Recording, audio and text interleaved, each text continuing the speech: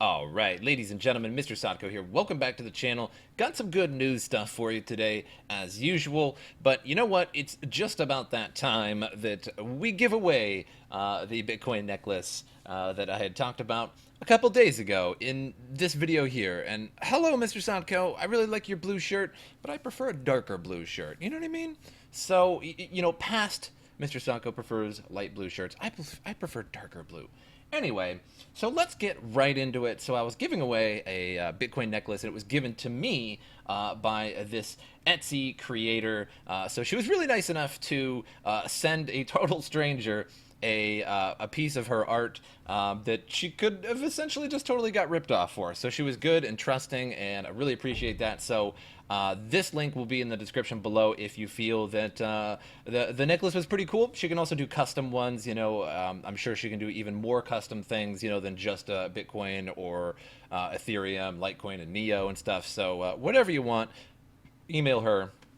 Or whatever you do on Etsy. I don't know. You just you email or you message, something like that. I don't really use Etsy too much. My sister is as an Etsy person, always making crafts and things like that. But me personally, I'm not a very artistic person in terms of creating things. I could create like a big mush of clay and then bake it in my actual oven and then sell it. And you're like, what is this? And I'm like, it's a big ball of clay that was baked. So I really appreciate artists for their ability to actually make things. So check that out if you want.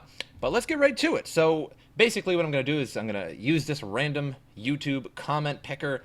So when I hit start, it's going to show me a random comment. I might actually have to do this a few times because if I get a comment that didn't include an email address or didn't say that they wanted it, I will have to try it again. So let's see how many tries this takes. So for the winner, winner. Okay, it doesn't seem to really want to work. That's okay. Let's just try it again. Or maybe I have to like hit this first. There we go. There we go. I'm doing it wrong. It's okay. I don't do this very often, but I plan to, and I plan to get a lot of stuff from artists for Bitcoin things like Bitcoin mugs and things like that, and try and give them away, and just have cool stuff. You don't have to subscribe for any of the winnings, nothing like that. So here we go. Let's see what we get. Very, very excite. So much crypto. This one just says, thanks, MrSotko, put in 750. This was talking about Hashflare. So let's pick another winner because it doesn't say. So let's pick another one. Again, not everybody commented that they wanted it. Some of the comments were just kind of random. So me want Bitcoin necklace, please, but you have to ship international. Fair enough, I'm going to have to ship international to the official Kingdom Come at protonmail.com. So I'm going to email you after the end of this video, and you have to respond within 24 hours. Otherwise, tomorrow I'm going to do this again. So thank you for participating and commenting. You're going to get the necklace if you respond. So let's go right into the news. I'll try to have more of those giveaways in the future. I only got one of those necklaces, but I try to, I plan on trying to reach out to some other artists for giveaways. And at the same time, I sort of promote their, their Etsy or their website and things like that. So it's pretty cool. So crypto debit cards are the next step in crypto adoption. So Hacker Noon, I really like this website. Always really, really deeply good articles. So with the booming cryptocurrency industry and its loyalists striving hard to introduce digital currency in the mainstream market, the introduction of crypto debit cards shouldn't come as a surprise. The card functions just as a normal bank's debit card would and allows you to purchase in stores and online. We all know that although the number of merchants accepting Bitcoin is increasing steadily, it is a little difficult for a normal user to quickly spend BTC on goods and services. So, which is true. I can't just go across the street to a Fry's and buy $200 in groceries with my Bitcoin. It makes it very difficult to do that. I understand that people tell me that there are other ways to go about it, but you know that not everybody's going to do that. So I do know other ways to spend my Bitcoin, but it's easier said than done. So if you find a merchant which accepts Bitcoin directly, then all is well and good. Otherwise, buying something with BTC involves a tedious process of having to sell BT on exchange, withdraw the fiat, then proceed to spending it. Obviously, this is not the way crypto adoption permeates, and hence I think crypto debit cards will be the next thing to create ripples, pun unintended, in this market. It could be a great step in helping turn skeptics into believers. Of the select few companies that allow you to own crypto debit card, Bitcoin Cash Visa debit card is the most sought after one, offering good payments options and nominal fees. The other companies that allow crypto cards include industry leaders like CryptoPay, Fusix, Moxie One. Jumping on the bandwagon is Revolut, offering debit cards that support various cryptocurrencies. So how about managing your US dollar, euro, and pounds along with BTC and Litecoin? Sounds good. Too good to be true. Well, Wirex debit cards allow you to do so, and all you need to do is register your account, fund it, and get wired. However, the drawback here is that only Bitcoin Cash of all cryptos is capable of managing the large number of transactions that the Visa network supports. Maybe. The White Company is the latest addition to the long list of 100,000 merchants that accepts payments via Bitcoin Cash. Gone are the days when all you could do with your crypto is boast about it to your colleagues or trade it. Wrong use of two, my friend.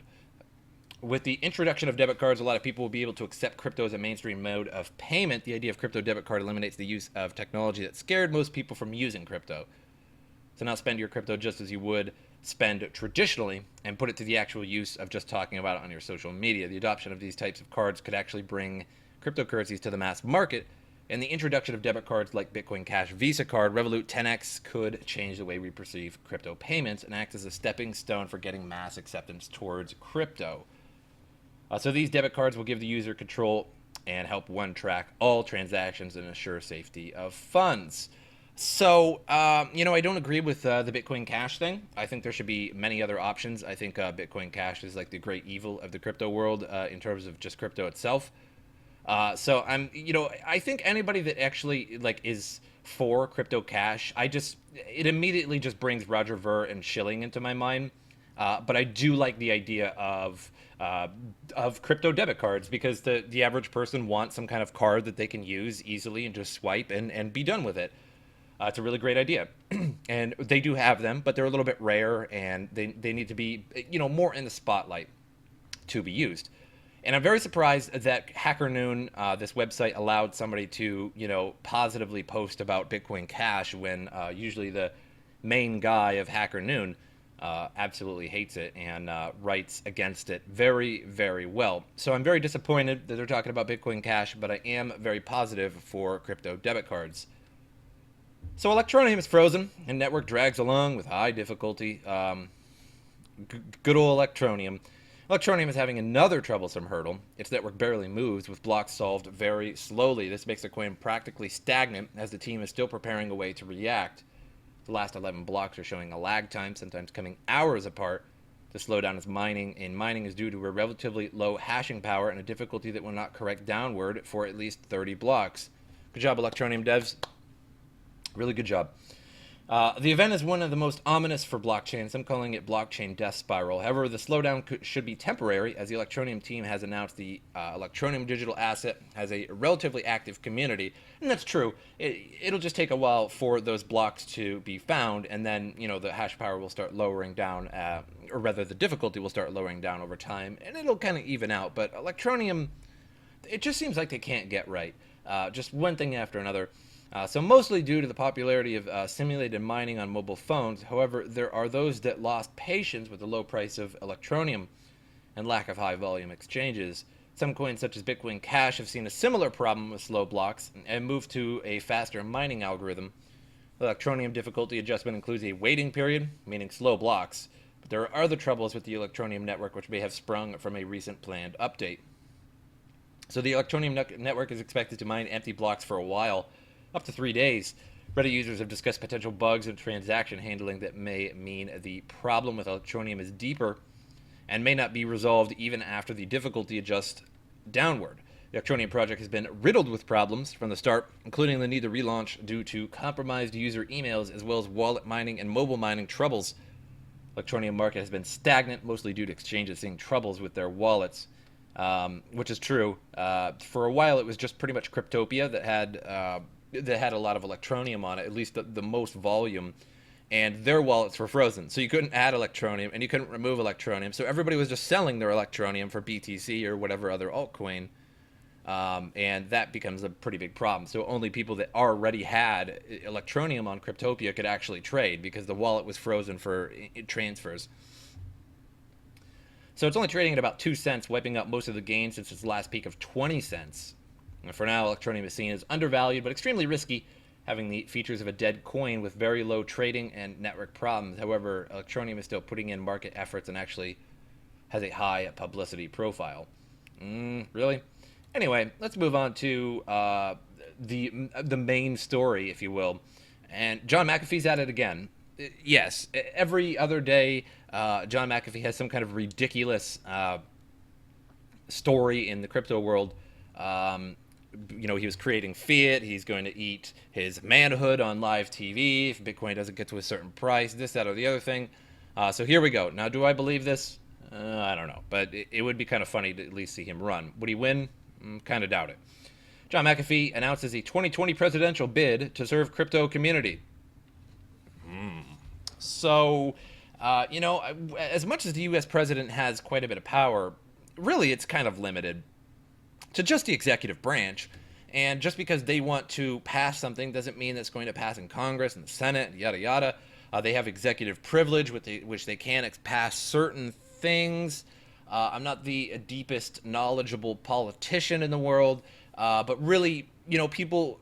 I think every 4 years people get really excited for a new president, and it's not just in the United States. Of course, there's elections all over the world, and we're always excited to elect somebody new. And then 4 years later, we're excited to elect somebody new and then blame all of our problems on the previous president. So in 2020, whether or not Trump wins or not, everybody's going to be blaming Trump for all their problems. Oh, I don't make enough money. It was because of this. He was racist. He used too much money, or this, that, or the other thing. It's going to be something, right? And then when Obama left, everyone's like, oh, I'm glad Obama's gone. All of my problems are because of Obama.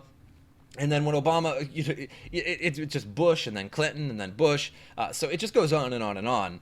And nothing ever really changes for the most part, just because a new president is elected. But John McAfee, founder of McAfee antivirus software and a prominent crypto enthusiast, announced his bid yesterday, June 3rd, to run for president in 2020 as a way to serve the crypto community.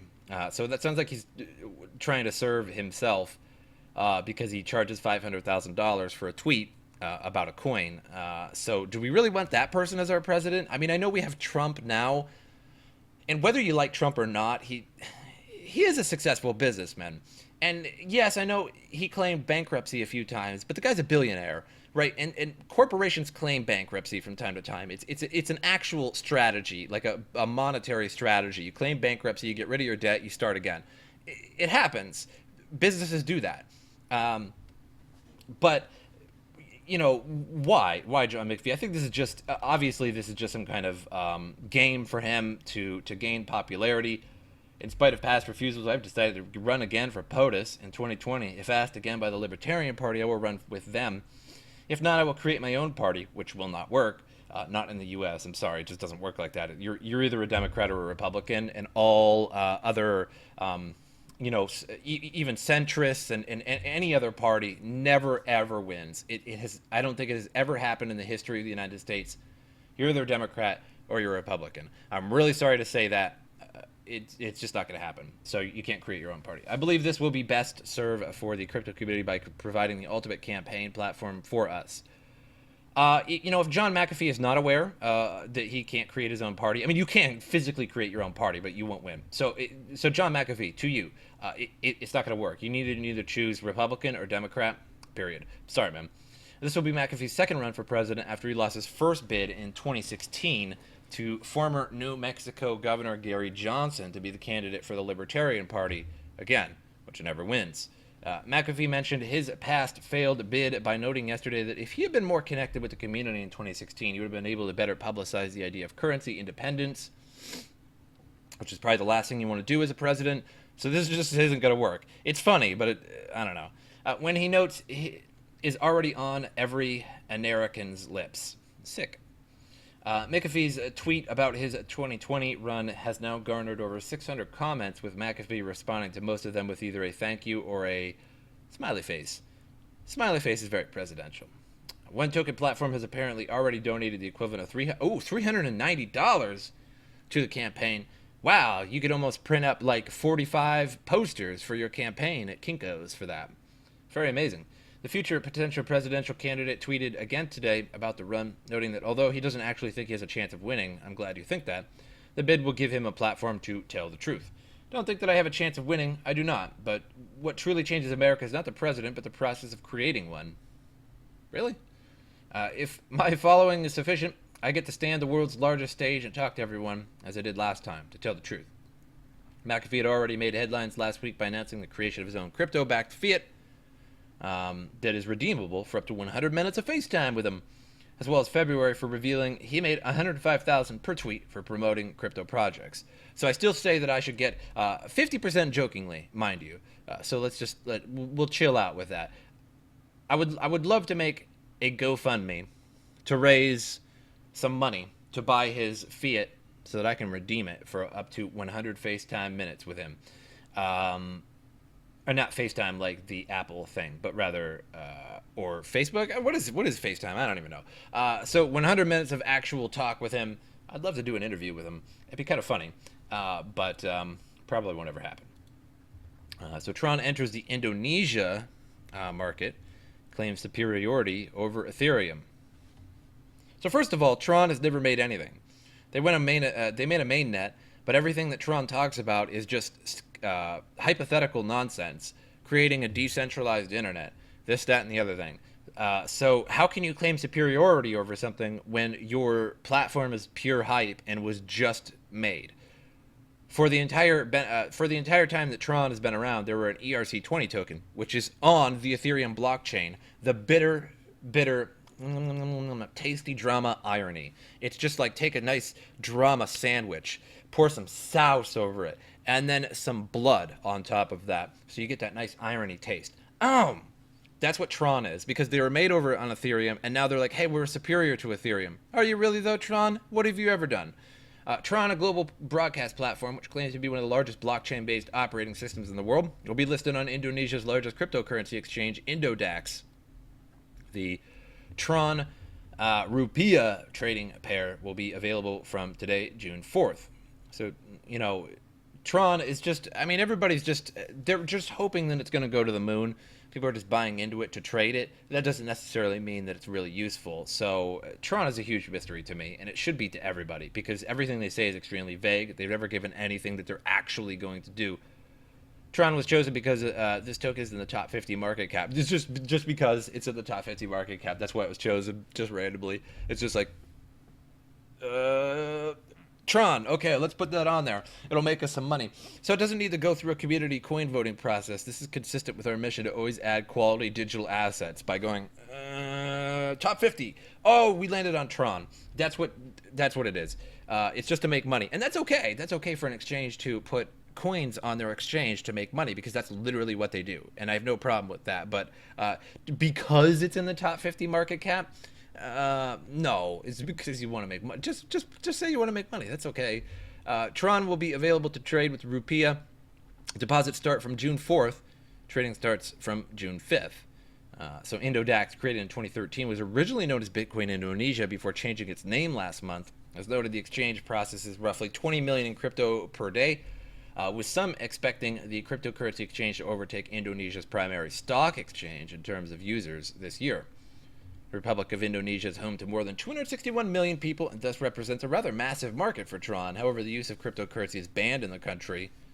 Oh, even more irony. Just pour a little bit more of that bloody sauce on there. Though trading and mining are reportedly still legal. Huh. All right. Got yourself a little hypocrisy going. Got yourself a little questionable actions going. Like, oh, you could trade it and mine it and make money with it, but you can't spend it. You can't actually receive it. All right, makes sense. Superior to Ethereum, so Tron launched its mainnet during a live stream, which, according to the company, was broadcast to millions of viewers around the world. During the live stream, Tron's founder, Justin Sun, took the opportunity to boast about his platform's supposed advantage over Ethereum. Tron development worked 12 hours a day, 6 days a week to, because you got to have that one day off to complete the mainnet process in only 3 months, compared to 30 months it took Ethereum. along with finishing the main net launch in a much shorter timeline. Well, because Ethereum was the first one, and now you have, I mean, that makes sense, though. Like, if somebody makes the very first thing ever made, like Ethereum, in terms of smart contracts and the way it was made, I know Bitcoin came first, but basically Ethereum was the first of its kind in terms of its ability to create smart contracts, dApps. Even though Bitcoin technically can, but nobody ever does it because it just wouldn't work. So of course the first person to make something like that is going to take a lot longer than the next people to make something like that. You got to ride on Ethereum for a long time, and yeah, it only took you 3 months to make it. But Tron has been around for longer than 3 months. So did it really only take you 3 months? I don't know, Tron. I'm sensing a little bit of that Sousy lion. But of course, I mean, like if you watch somebody build the very first thing ever, created of its kind, of course it's going to take them a long time. But after you watched them build it and you get to read their code or watch them do whatever you want, whatever they were doing, of course you can do it faster than them the next time, because you're like, well, I just seen this guy do this and this and this, and that's all I have to do. But he had to sit there and think about it the whole time. So of course, like you're boasting about something that, but you're not first though, so you don't have any right to boast. Along with finishing the mainnet launch in a much shorter time, Tron was able to produce transactions per second speeds of 2,000 compared to Ethereum's only about 25. All right, a little bit better, but again, nobody's actually using Tron for anything except for like trading and trying to make money. It's not the first time Sun has boasted about his project's superiority over Ethereum. Tron's founder once took to Twitter in order to list reasons why his project is better than the second largest cryptocurrency by market capitalization. The tweet infamously resulted in Ethereum's co-founder Vitalik Buterin sarcastically responding with an eighth reason: better white paper writing capability with control paste and copy and paste with much higher efficiency than keyboard typing new content. Really clever work on that one, Buterin. I give that one to you. At the time of writing, Tron is currently trading at just 6 cents, down 2.49% over the last 24 hours. So I hope you guys enjoyed this episode. I really wanted to just throw some news articles that I thought were pretty interesting and do the giveaway. So it's going to go to Official Kingdom Come, protonmail.com. I'm going to email you, and please respond to me with your address or wherever you would like it shipped, whether you want it shipped to a post office or a P.O. box or wherever, and I will ship it there as soon as I can. But give me some time if you don't receive it like right away. Like, trust me, it's coming, but it's just going to take a little bit to get there. But I hope you guys enjoyed it, and I'll see you guys next time.